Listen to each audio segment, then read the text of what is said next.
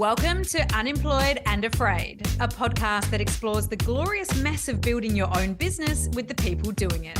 I'm your host and fellow business builder, Kim Curtin. Thank you for being here. Let's get into some good, honest, small business chat. This is one of those podcast episodes you're going to want to save and listen to again and again. As I was listening back to pull the edit together for you, I was capturing quotes, as I do for each episode, but in this one, I just could not stop capturing banger quotes. I pulled out at least 15, far more than I needed, but there is just so much wisdom shared in this one. Lisa O'Neill will blow you away with her energy, which is unsurprising as she's built her business around the concept of harnessing energy, but her insights far from end there. She has an approach to and way of talking about self-employment that will have you nodding your head or shake you out of any misgivings you might have about the experience of it. I also learnt a key lesson in this episode, which is that it doesn't matter how many podcast interviews you've done, in my case, over 140 odd, sometimes you still fuck up your settings. So through this one, you're going to hear me sound perhaps a little static in parts. It's not hard to listen to at all, as I've tried to repair it as much as I can. Thank you, YouTube. So I probably shouldn't have even mentioned it, but I'm all about keeping it real. Every step of doing your own thing is a lesson in something. Just some of what Lisa shares with us today includes the power of entrepreneurs, getting comfortable with being both the leaf and the wind. A little hook there. You're going to really want to listen to that. One's great.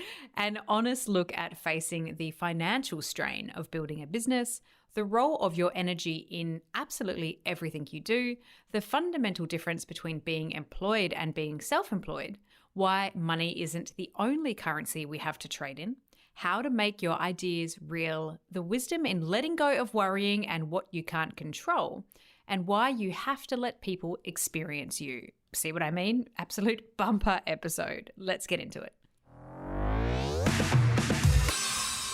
I'm here with Lisa O'Neill, who has developed an impressive business around keynote speaking, business mentoring, and authoring 6 very engaging books, one of which is on my desk right now. It's very on brand with vibrant yellow, and I am excited about it, and I will tell you more about it in a sec.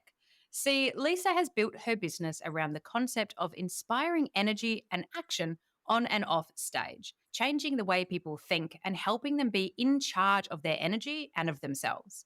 With over 20 years of experience making people better, she is passionate about helping individuals and organizations to get in charge of their energy and live lives that they love. And if there's one thing business owners have to tackle that feeds into everything else we do, it's energy.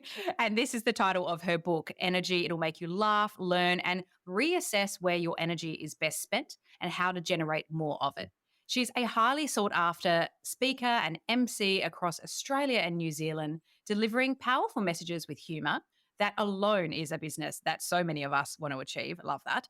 Add author to that, and I am one very excited host to hear the story of how she's built her incredible business. Lisa, welcome to Unemployed and Afraid.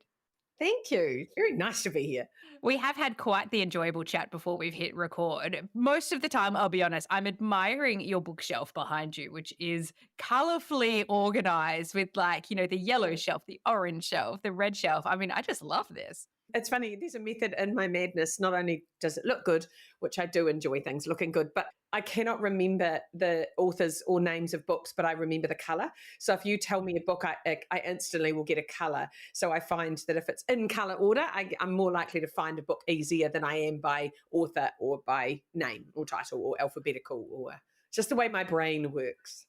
I love that. I'm a Kindle girl, as well as an official book girl. I like both, but as somebody who has moved around a fair bit, I've had to be a Kindle girl. And I have this silly system of recording down in my phone the book that I've read and the author in there, so that I can constantly go like, oh, what was that? And I can come back to the year that I read it and then find it that way. So we all have our systems. That's very thorough. I like it. So before we get too far into nerding out on books, I want to know a bit more about you. How would your best friend describe you?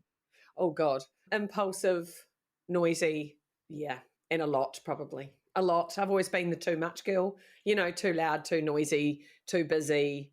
I'm always too something. Been that my whole life. I can understand that. I've actually had similar feedback in my life and in my career.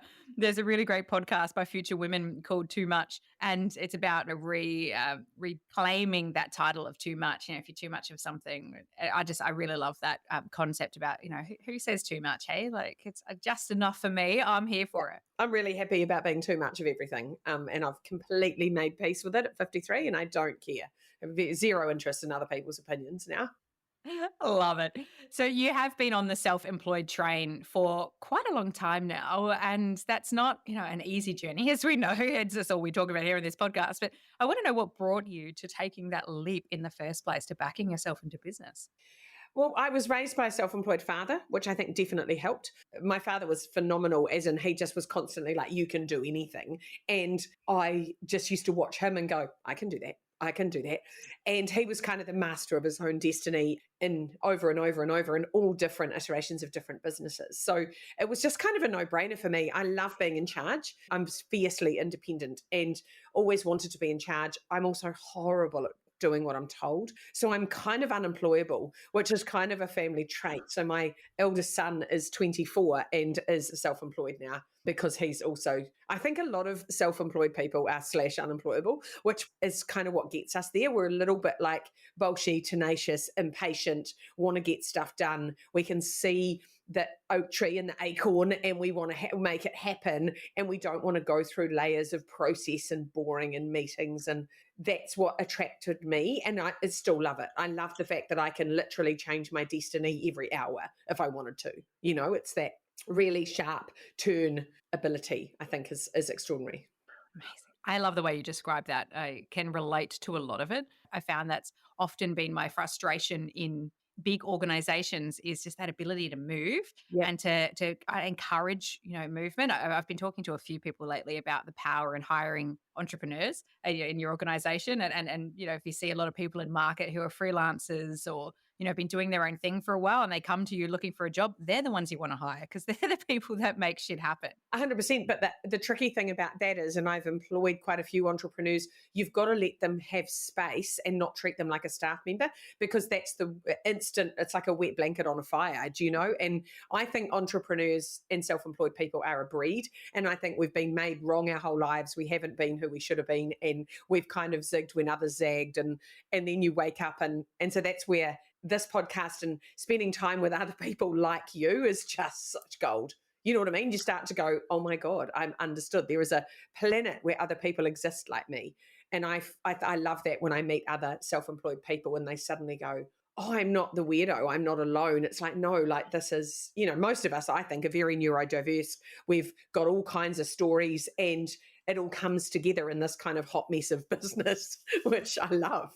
Oh, I really do, and relate to so much of that. I've found so much of myself through this process, how I think and how my brain works, through the joy of talking to incredible people like you and sharing it with the audience, and the audience come back. I mean, it's just a big love fest.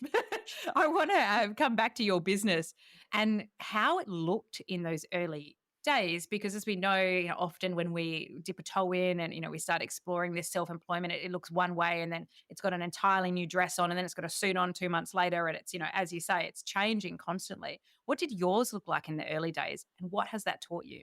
Yeah, well, I was in the fashion industry and I had a lot of people coming to me asking me if I would do styling and stuff for them. And I was like, oh, yeah, maybe I can. So I literally just made up a price and went out and went, yeah, cool, this is what I charge and this is what I do. And people responded. And then all of a sudden I was booking people in and I was like, oh, wow, like I'm booking people in. This is exciting. Through that, I ended up with an art directing contract, which I didn't really mean to get, to be honest. I was helping a friend and he said, oh, this is great. He wanted some advice on styling some streetwear stuff, and I'd worked in the streetwear industry, and I gave him some ideas and he was like, this is epic. Can you come to a meeting? And I was like, sure. I was just helping him out. I had a 3-month-old baby at the time. I turned up at the meeting. It was a full board meeting.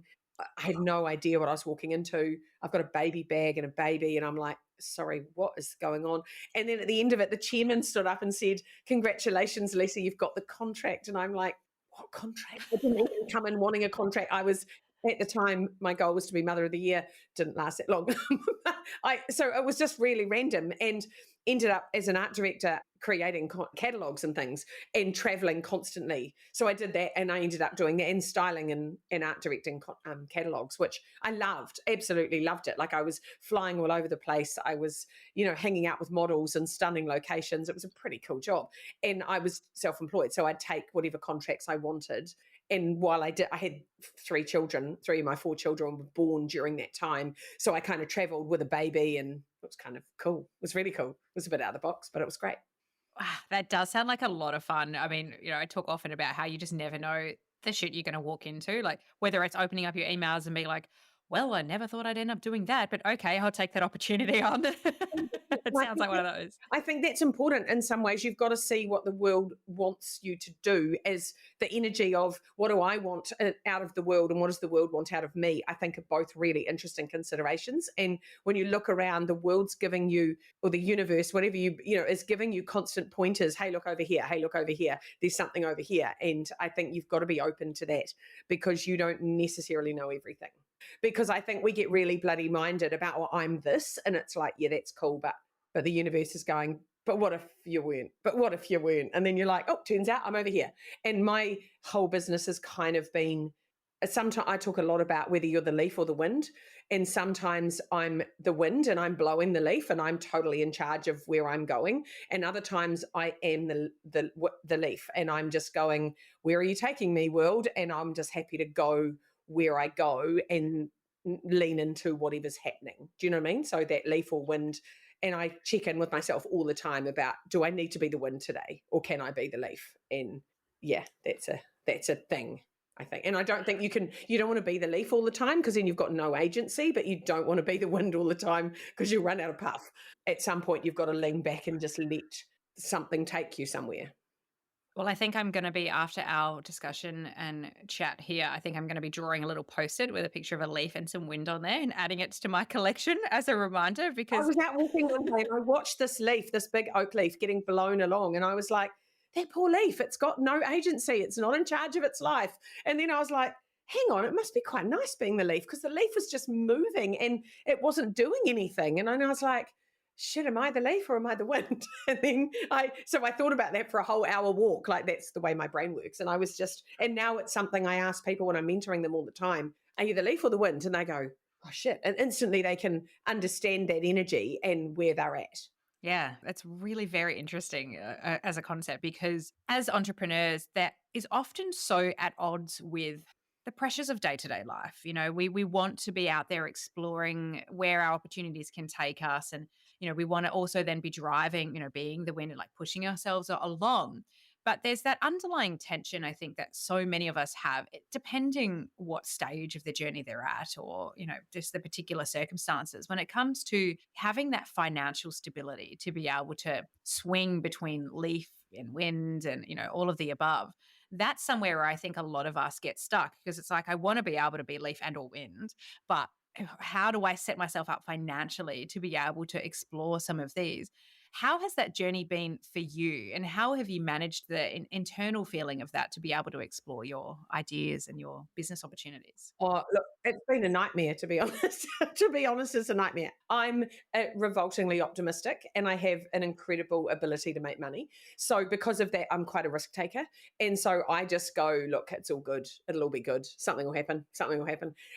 But it's taken me years to get the right systems and processes in place so that that's not a big stress for me, because I think lying awake at night going, I can't pay my GST, or, what am I going to do about this, is just unnecessary strain.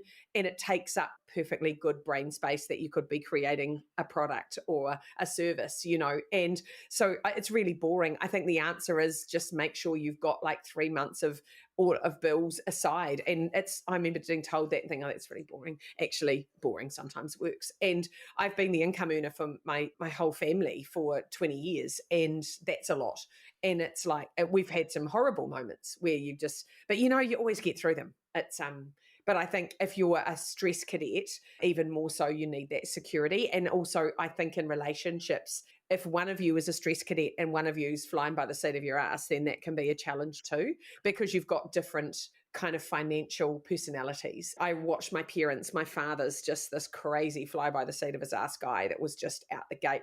My mother was just in a constant ball of stress because she didn't know where the next meal was coming from. And he was like, it'll be fine. And you know what? It was always was fine. But the tension that put on them and their marriage was awful, like hard to watch.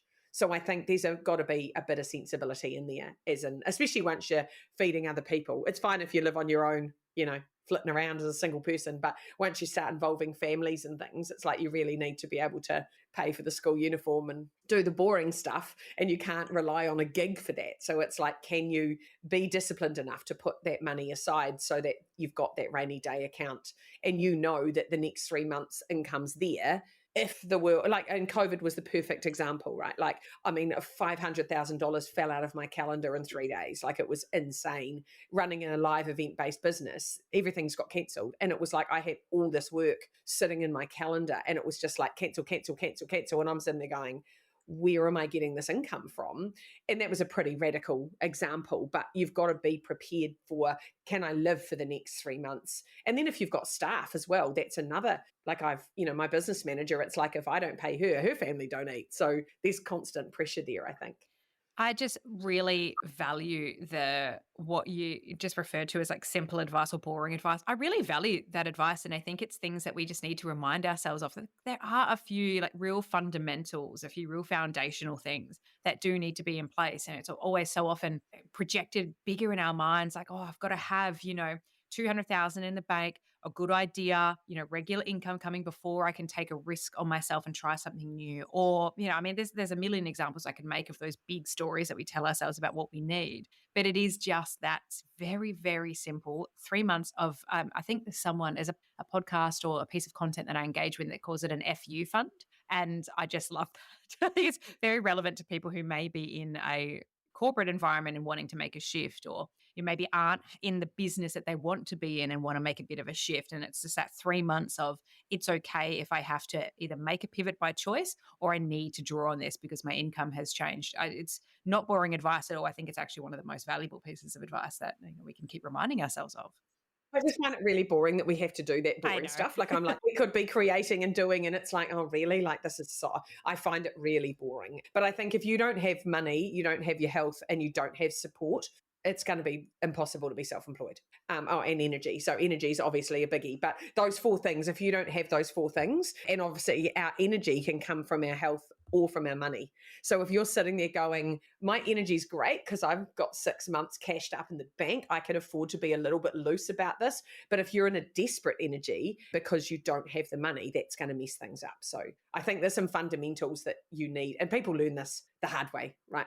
Oh, amen. Amen. I won't make this podcast about me, but I know clearly which side I'm sitting in.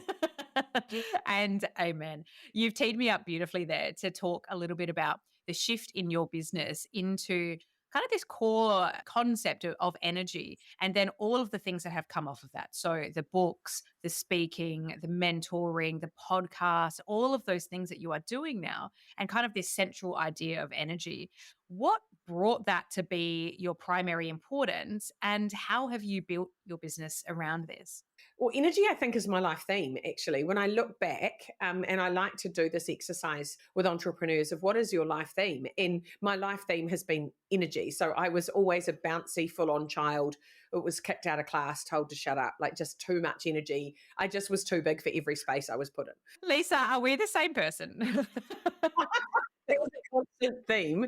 And then when I was 26, I had an adrenal collapse and my body stopped working. And I went to a naturopath and he said, congratulations, your head's stronger than your body. Most people have a mental breakdown. You've had a physical one. And I was like, okay, wow, what does that mean? And the medical world was telling me that I wouldn't be able to work for 3 years, that I would have chronic fatigue.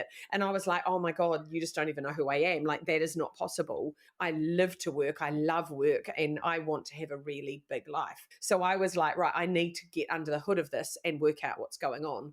So I went really deep in physical energy, like where was my energy going? Where did it come from? What was contributing to it? What was contaminating it? So that was kind of me. I just threw myself into that Then I went into really deeply into spiritual energy, got really deep into the big questions of life during my existential crisis of why is this happening to me and who am I really and where did I come from? And so I kind of went down that rabbit hole. And then as I've worked more and more with people, because I call myself a people expert. I'm like, that's the thing I'm an expert in. I'm not an expert in any industry, but I just have spent so long. I feel like I've done a PhD in people. And that started as a stylist, sitting with people in their undies in a changing room. They tell you a lot of stuff.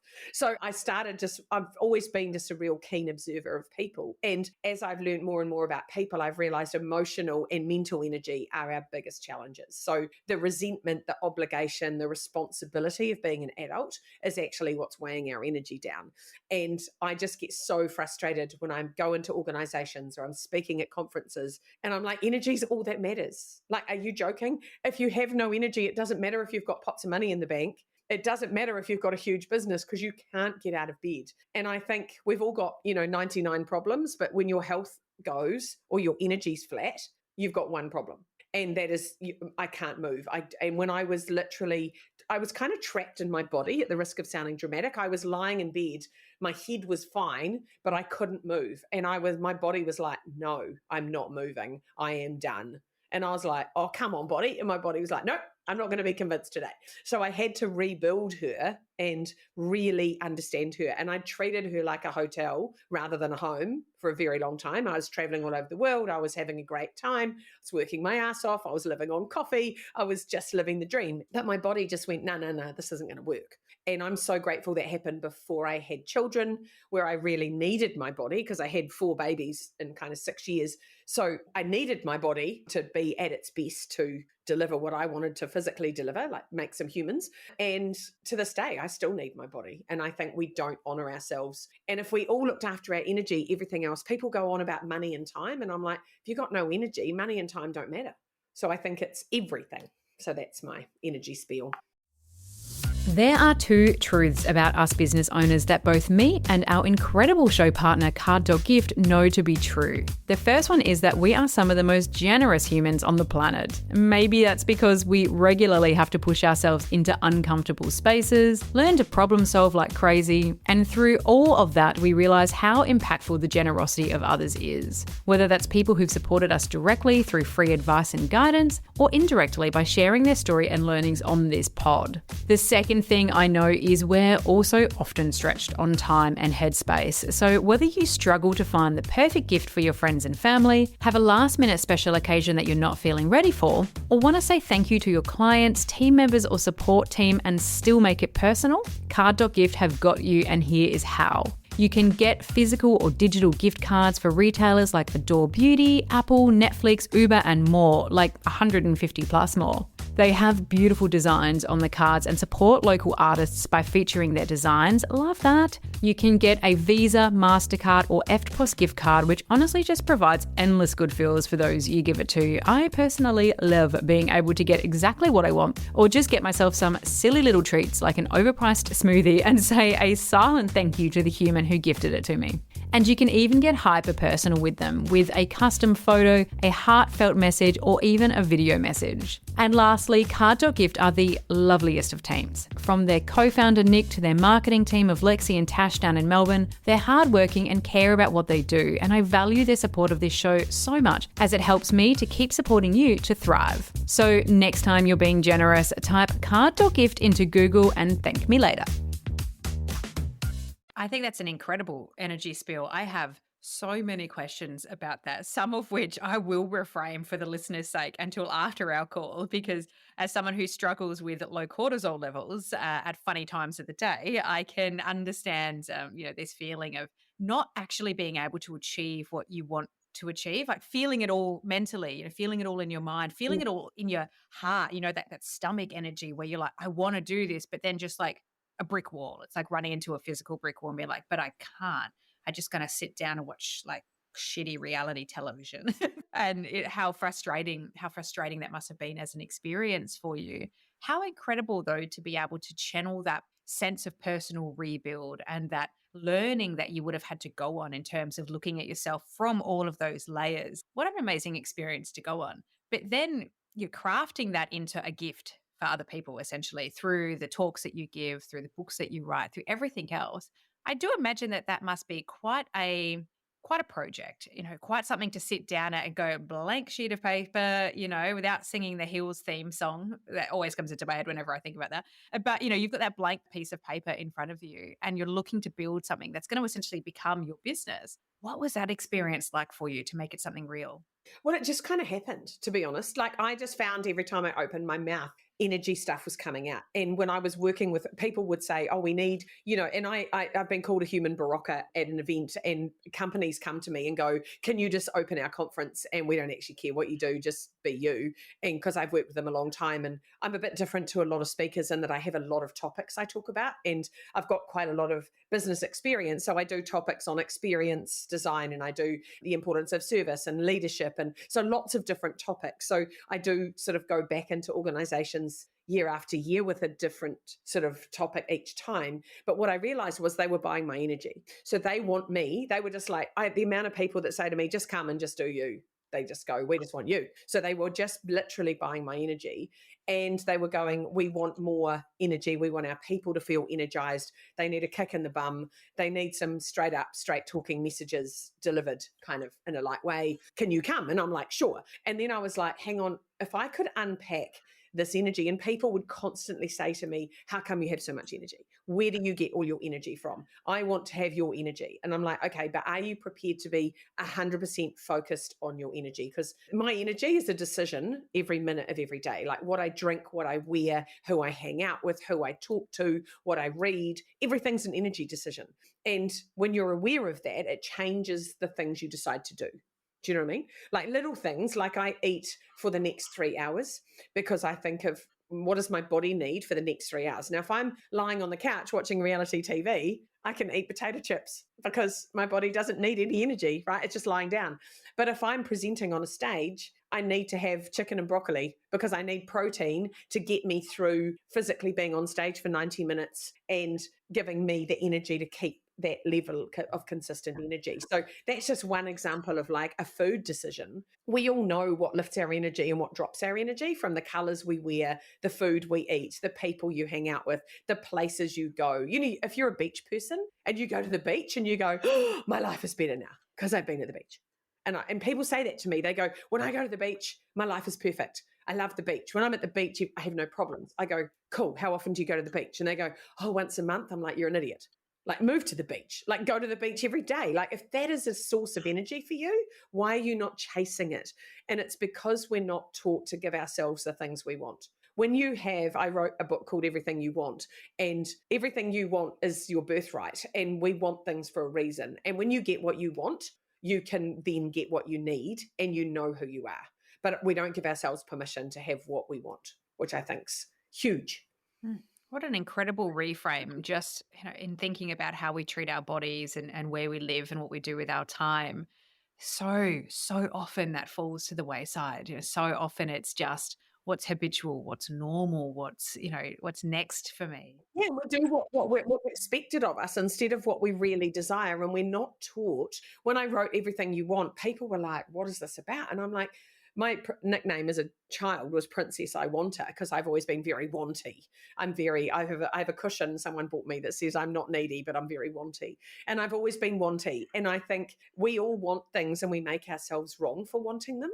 And so if you want to have a dog, or you want to live at the beach, or you want to paint your whole house pink, or you want to wear big earrings every day, whatever you want to do, I think you should do that because that's stepping more into yourself. And especially if you're going to be self-employed, because self-employed energy is a whole nother game. People that get up, put their pants on, go to work, get paid on Wednesday, it's such a, do you know what I mean? Like I love the idea that wages just anesthetize you from your dreams. And I'm like, oh, like, why would you go and get anesthetized in a big corporate building and get paid every Wednesday and you have to attend the same meetings and sit next to the same idiot in the same building? Blech. Like I just can't stand it. But you've got to be really prepared to give everything of yourself if you're going to be self-employed. And that's one of the problems. I talk to a lot of people who work in corporates and they go, oh, I want to be self-employed. And I go, yeah, but do you? Mm-hmm. But do you? Because I think you're way too comfortable. And I don't think you've got the grit actually, because this is going to be, you're going to have some lying on the bathroom floor moments, and have you got the nuts to pull that off? And they haven't. And you've got to be gritty. Oh, I mean, I'm just going to play that bit back to myself because you've just articulated so much of my feeling. I'm a very cautious worder in how I talk about the difference between corporate and self-employment. That's mainly because most of my best friends are the people that I worked with for the 13 years I was in corporate, and they are still there, and I don't want to offend them. And I love them. But You'll get over that. As you get older, you'll get over that. like, amen. Like, just the basics of, do you go to work and get a salary versus do you create whatever the bloody hell you're creating to build your own salary? Just that fundamental difference is like, it's not a job. Like, one is a job and one is an entire human rebuild.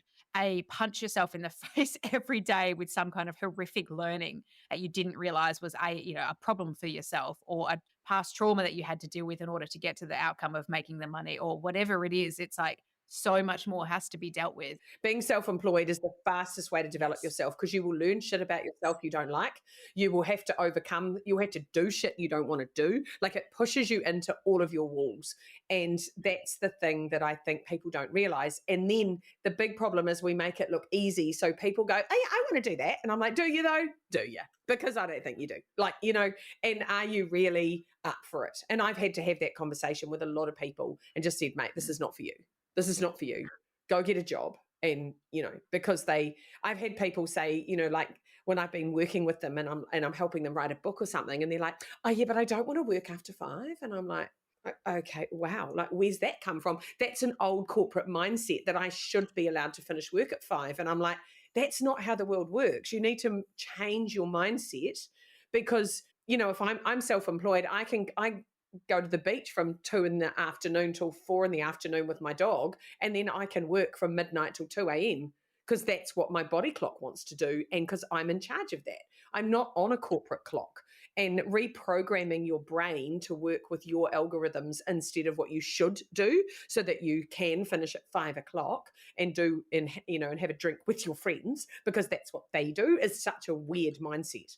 And it's all just bloody, all of us have been brainwashed by the job mentality. And because I never was raised by that, that was really useful to me, because my dad was just a constant hustler. He would have sold my mum if he thought he could make a profit. Like, he was just hustling all the time. And that was his whole life. And every day was different. And every day was exciting because we never knew what was happening. We would come home one day, he changed his whole business. He'd sacked all his staff. It was like, oh my God. Like a bit of a menace, really, but kind of fun to watch. I agree, just with so much of what you're sharing there, and so much of the personal growth experience. But what I find, a little bit of a basic that gets kind of overlooked sometimes when we look at these businesses we're bringing together is like, and I think the thing that stops so many people from trying or from pushing themselves beyond like what's easy is, for a business like yours, how do you sell it? How have you sold it? How do you market yourself? How do you get yourself out there to be able to get to that phase where you're feeling like you're moving through those massive growth periods and you're getting runs on the board? What's worked for you in that space? I think you've got to let people experience you, and you can't sell a secret.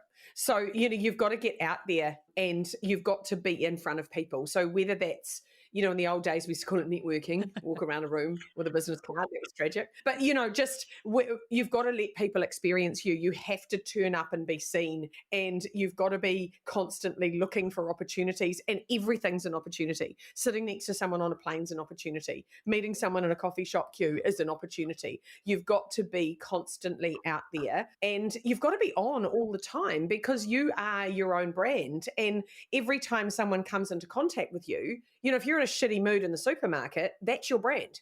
If you cut someone off in traffic, that's your brand. It's like everything about you, if you're a self-employed brand. I love the idea that your brand's what people say about you when you're not in the room. And it's like, you've got to be who you want to be. And that in itself is exhausting. That in itself is enormous. I work with a lot of people that are their own brands, like that are selling themselves every day. And I think there's ways around it, but letting people experience you, and whether that's through social media, through, building a database, whether that's from turning up at events, going to events and doing unpaid stuff, people often go, no, I'm not doing that because there's no invoice attached. And I'm like, money's just one currency though. What if the currency was you got to meet 2,000 brand new people that might be interested in your shit? What if the currency was you got to talk about your brand for a whole day, and by the end of it, you had more clarity about what you do than you did when you woke up? They're all currencies. And we get really stuck on the money thing because we go, no, my job is to make money. And then you go, but I'm not making any money if I go there. And I'm like, yeah, but money's only one currency. So I think being really aware of what's the currency you're at play. You also don't want to do everything for free because that undervalues you, but there's a fine line and you've got to go, what's a currency I would accept? Like when I started out speaking, I would get invited places to speak and there would be no, they'd say, we can't afford to pay a speaker, but I'm speaking to a room of 1,000 self-employed people. I'm like, are you joking me? I should be paying you to be in that room. That is an extraordinary room for me to be in when I've got events and retreats and mentoring and all kinds of products and books that these people could benefit from. That's an extraordinary opportunity. So I think we've got to think a bit wider in that. How do we sell ourselves? And just, you've got to think of everything as an experience. The let people experience you aspect is just so important. I've been having a lot of conversations with wonderful, smart people who have hidden behind, whether it be corporate walls or whether it just be, even businesses that have allowed them to kind of step back, and hide behind the product, who are now having to come into the arena of creating a personal brand because they've seen enough now on the socials about how important a personal brand is. And they've seen enough case studies to see when a person who has a company then has a personal brand at the growth of both, or when people, are in a corporate environment and want to shift the growth, they're finally now coming back into this like, okay, I need to raise my personal brand, but they're so scared to do it. That reframe you've just given about letting people experience you should be enough for anybody sitting on the fence to go, yeah, fuck it, that's all it is. It's not self-promoting. It's not being a wanker. It's none of that stuff. Thinking about it as I'm out there self-promoting myself, talking about myself, it's like, no, let people experience you, because if they don't know you, they can't buy you. And, I see people all the time, self-employed, they think they're giving me an experience of them. They're talking at me about themselves. And I go, mate, you're a dick.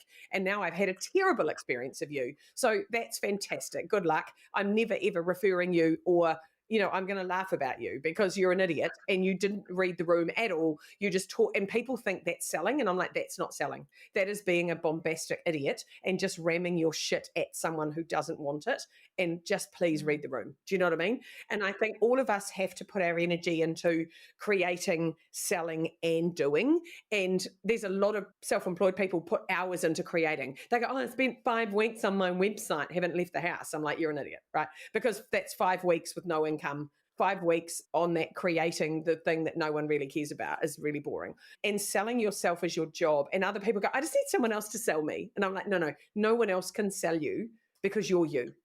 And then you've got to do the doing, which is either the speaking on stage or the, delivering your product or whatever that is. But then there's the back of house doing, the boring, the consolidation shit, the answering your emails, bloody replying to people, following up on crap, all the boring stuff. So I think those 3 areas, and I know lots of businesses that people love creating, but they won't do the selling. I know lots of people that love the selling, but they don't have that much to sell because they don't actually ever sit down and create something that's worth selling. And then the people that avoid the doing, that are just going, not going to do any of that. And that's the risk, because when you're self-employed, you can go, guess what? I'm going to lie on the couch and watch TV. And then you go, oh, that didn't go so well for me. But you can, because you don't have a boss, because you can take the afternoon off. And that's also a risk. Oh, it is. I actually just, we're recording this on a Thursday. And so I have a solo episode that's just released, and it's the taking time off guilt, I think, is something of the topic. And it's, that feeling when you're like, I really want to do something else right now, but I know that if I'm not doing, my business isn't doing. If I'm not showing up on, LinkedIn's my favorite platform for sharing ideas at the moment. And if I'm not showing up there, nobody's seen me today. I'm invisible. That's speaking to future opportunity me, which means that, not right now. It's not task-based that I can take a break from. It's future me that is not benefiting from that. So it's quite timely that you say that. It's like, yes, you can have that, but you also have to know that it's this. So like, you just have to use your time effectively and learn to live with feeling a bit weird or doing either thing. Yeah, because it's all training. We've all been conditioned into what's normal and what we should do, and that you can't watch TV in the afternoon. For some reason, it's okay to watch TV at night, but you can't watch TV in the afternoon. And I'm like, who made that rule up? Like my mum's got a rule: you don't go to the movies if it's raining because that's a waste. And I'm like, okay, but movies are an indoor activity. You can go in any. I love the movies in the summer because I don't like the heat, but that's just a rule. We have these stupid rules that you've got to do meetings in the morning, or it's like, what if you did your meeting at the beach? Like, you can do whatever you want because you're the boss, which is the bit we forget about. We forget people who are self-employed that get to their desk at 9, leave at 5, give themselves an hour for lunch. I'm like, what's the point of that? Live a little. Absolutely. You dropped another little gem in there I want to explore a little further, which is being able to find clarity in your ideas through unique ways. And this has really jumped out at me as something quite prominent as I have been exploring some ideas in my own business that require me to have conversations to formulate the idea a little bit, which looks like me essentially sharing with people ideas that I'm percolating, and these people could very well take said idea and do said idea. But through the act of talking to them and thinking about it and giving it time, I'm finding clarity in my idea so that then when I go and I pitch it somewhere, I've actually got that. So I've recently had a full cycle experience of that on quite a large level, a big pitch that I've got out in market at the moment. And so I've gone through that clarity of idea. So that's why I think it jumped out to me. And I think it's something that I've had to learn through this process, which is you come here with me and have a conversation, have these books, and it's amazing, right? You've got such clarity of thought. You've got such depth to your ideas, and your ability to articulate them is so, so strong. So people always see that and they see that end goal. They don't see the ugly stuff in the middle when you're like talking to some person at a breakfast about an idea and then thinking about it 6 months later and going, do you know what? When they replied that, actually, this means this, and formulating it. They don't see that. So I want to just probe a little bit more in that, in how it has looked for you, on one or two topics, or one of your talks, just to find that clarity in idea and some of the steps or wild zigs that have happened to get you there. There's so many answers to that. The first one is, I think, what do you want people to feel? I think people are very self-absorbed and they start with what they want to give to the world. And I'm like, no, but what does the world want from you? So, for example, if I'm going to speak to 1,000 accountants, I'm going, right, what does the accountant in the room need to know from me? It's 2:00 on a Thursday. This accountant's been for a day and a half in a conference, and I walk onto the stage. What does that person need, right? So thinking about what they need, I'm always probing customers about what are the problems in the room, what are the challenges of that industry, because I have to walk into an industry and be an expert for like 45 minutes. So I'm like, what are the problems in this room? What are the challenges you've got? Oh, everyone's scared of AI. I go, cool. So I can do a piece around fear, because that's going to speak to the heart of the person sitting in the room going, the robots are coming, I'm losing my job. And so, if that's something that I know is playing into their, what is the fear in the room, or what is their thought in the room, or sometimes it's about dismantling who I am, because some of them, I've walked into, a room of 95% male engineers, and I'm wearing hot pink with massive earrings as a blonde woman, and they're like, who the fuck are you and why do I care? And I have to kind of instantly create some credibility in that moment, because they're all going, why is she here? And what can she offer me? Mr. Grey suit, left brain man. What can Mrs. Right brain, fluffy, brightly coloured woman teach me? So there's all kinds of biases and things that I think we have to be really clear of. But I think starting with what you want the people in the room or your audience to know, rather than what do you want the world to know, is an interesting shift. I joined Thought Leaders Business School 10 years ago and did a study, a curriculum called the Thought Leaders Curriculum, created by a man called Matt Church. And that was an incredible process to help me clarify my thinking. There's a process called the pink sheet process that Matt teaches, and it's extraordinary. And it changed the way I looked at my brain and the way I looked at ideas. And Matt's whole logic is people haven't been taught how to think. So you can find information about Thought Leaders Business School in Australia online, but his curriculum is absolutely genius. So how do you think? And being taught to think is an extraordinary process. And I don't think enough of us think about it. Think about thinking, like we think we're good at thinking. We also assume everyone thinks like us, and it's not true. So I'm very right-brained. And so that means I'm very visual. I'm very descriptive. I'm very sort of inspirational based. Like I love a quote and a picture of a flying eagle, and I go, oh my God, I'm all lit up. Whereas a left brain person is going to want a statistic and they're going to want some facts. And I don't give a shit about facts. I don't care. I find facts really boring. Do you know what I mean? But everyone's got different thinking styles. And if until I understood that 50% of the rooms I was in thought differently to me, I didn't know how to meet their needs. So learning that curriculum really changed the way I think, and just taking the time to think, taking the time and doing a mind map and going, who is this product for? What do they need? What do they want? What are their problems? What are their pain points? How can I create a solution that fixes all of this? Is it the right price for them? Is it enough time for them? The amount of people that say things to me like, oh, I'm running a 1-week program for CEOs. And I go, there's not a CEO in the world that can take a week off. Are you joking? Like no CEO has got a whole block of a week ever. So that's not very smart. That's because you're going, I want to run a week-long program. And I'm like, yeah, but no CEO wants to come. It's like running a women's program from 3 till 5 on a Wednesday. It's like, mate, every mother is flat out 3 till 5. They're not coming at 3 o'clock on a Wednesday to your silly program because they've got children finishing school. You know, that's a hell time for mothers. So I don't think people think things through enough. I do know, well, your love of a quote. I was watching your show reel when I was researching about you, and you dropped one in there that says, worrying doesn't empty tomorrow of its troubles, it empties today of its strength. And I thought that was a really powerful one to lean back on, particularly as small business owners, because there are like shit that comes up across the day, random worries. Oh my God, I forgot to pay that bill. Oh God, the tax man just came in with an absolute burner. You know, where am I finding my next layer of revenue from? So I really love that quote that you mentioned in there. Is there anything that's keeping you up at night at the moment with your business? Is there anything that you're worrying, that you're trying to shift that worry around? No, I refuse to worry. There's no point. I just refuse. There is no point in worrying, and it literally does just stuff your day up. And I will often go, okay, I have things I'm worried about, and I'll just write a list of them, and I'll brainstorm those with my business manager and go, I'm worried about this, I'm worried about that, I'm worried about that week that's going to be too much travel, or whatever's going on. But I don't worry, because worry's the biggest hole in your energy bucket. Like you're just burning. If you've got to worry, you've basically got a browser open that's burning RAM all the time. So if I was worried about something right now, I wouldn't be able to be fully present with you in this conversation, which means I'm not maximizing the opportunity to be on your podcast. So when I'm worrying about something, if I'm worrying about something, I'm not able to be present with my son when he comes home from school. And so it's like, I think parking worries. Some of us are natural worriers, and I just think, just say no to worry. Just don't worry.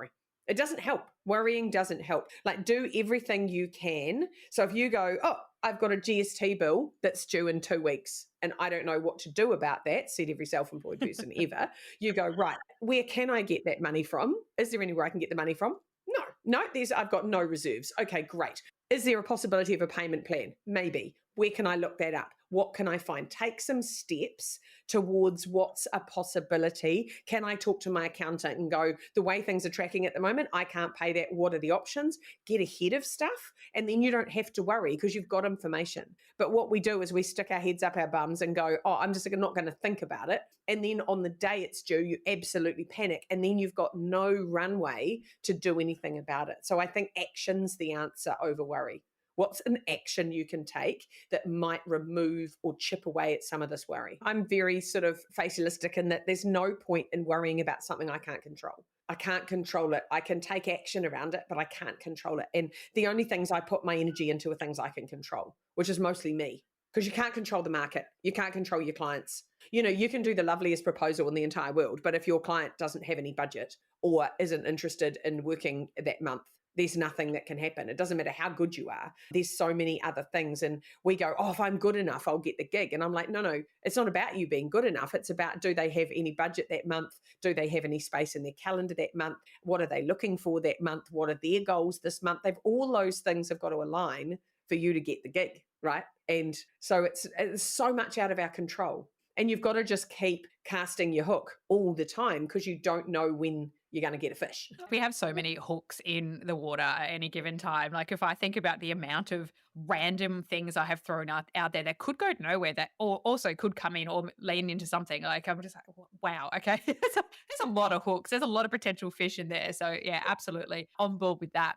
And Lisa, look, I have actually gotten so much energy from this conversation with you, which I'm sure is something that you hear quite often. And it's something that I really needed, which the listener listening in here who has listened to any of my shows before will know there is always a gem in there that I feel like is just for me as the host, as I know that the listener gets the gem that's just for them too. And, that's so much Yeah. about that. And you've given me so many today. So I'm so really grateful for you sharing the inside of your mind, the inside of your business, all of these wonderful things. Listener, get to the show notes. You know how much I love those. Links in the show notes to this book, to everything that you're doing. But what else can we do to support you as a thank you for giving so much of yourself to us today? I don't know. That's really interesting.